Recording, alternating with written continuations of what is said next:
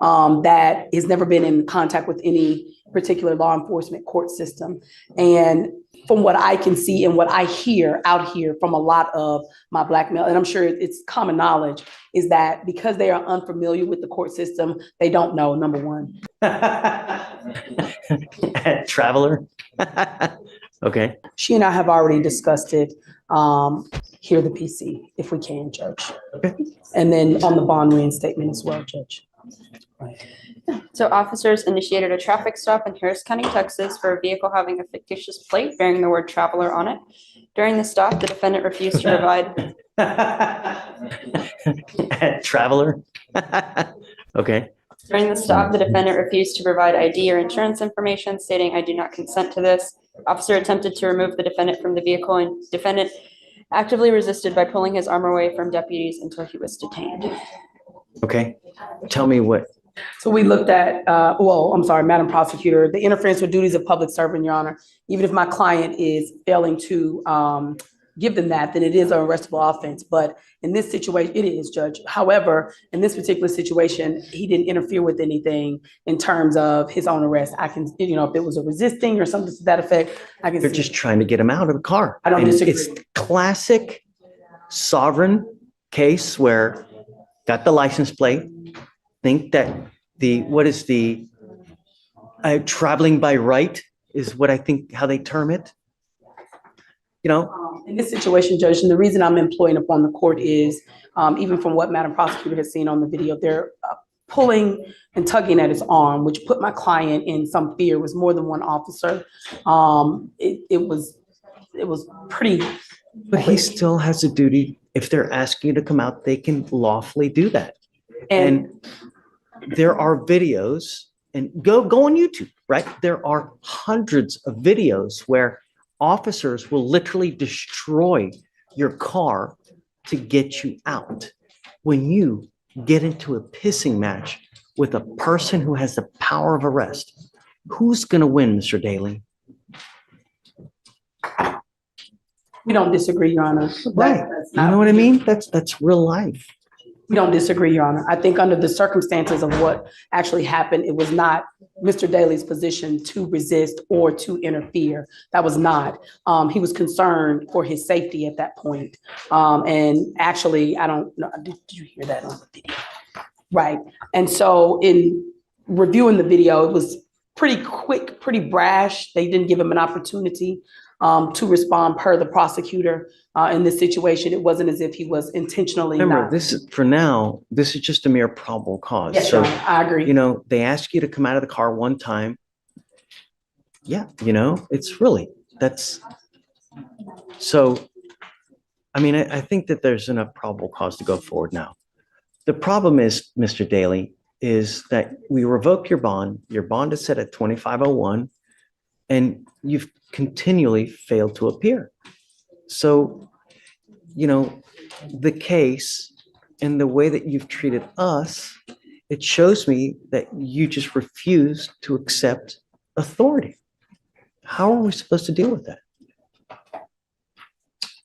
How do we deal with that, Timberland? Your Honor, the only reason I bring to your attention is I asked the court to take into consideration, we have a Black male works every day who, and I hate to put that on the court, but I do in this particular climate, that has never been in contact with any particular law enforcement court system. And from what I can see and what I hear out here from a lot of my Black male, and I'm sure it's common knowledge, is that because they are unfamiliar with the court system, they don't know, number one. Number two, when they do come in contact with police, and my mother is assistant chief of police, so I can understand, even when I was younger, I was taught that there are certain things that you have to do with when a police officer can stop you on a speeding ticket. What we don't know is whenever these officers come up, when you're somebody who don't have the privilege of having a police officer as a parent, or who isn't familiar and is being raised in this particular climate and seeing what they see on TV and seeing what they hear and everything that has occurred, you don't know what the proper steps are. I was trained from when I was grown up, what you do. I'm not saying that what he did was right or wrong. I'm not saying that how he reacted to this particular court, it is wrong. However, I'm employing upon the court to ask the court to take into a little bit of consideration. Number one, from his perspective, all defendants, can't just say this, but I do see that, from what I've known from this particular case and now in talking to him, I do believe that there is a sense of sometimes they just don't know. Sometimes they just don't. So I'm asking to reinstate his PR bond. I am now on the case. What you know about me, I'm a tight attorney. I run a tight ship.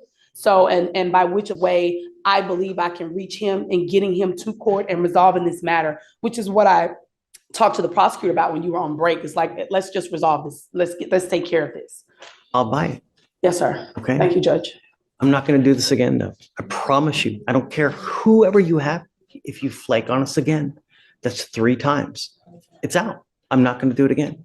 Do you understand, Mr. Daly?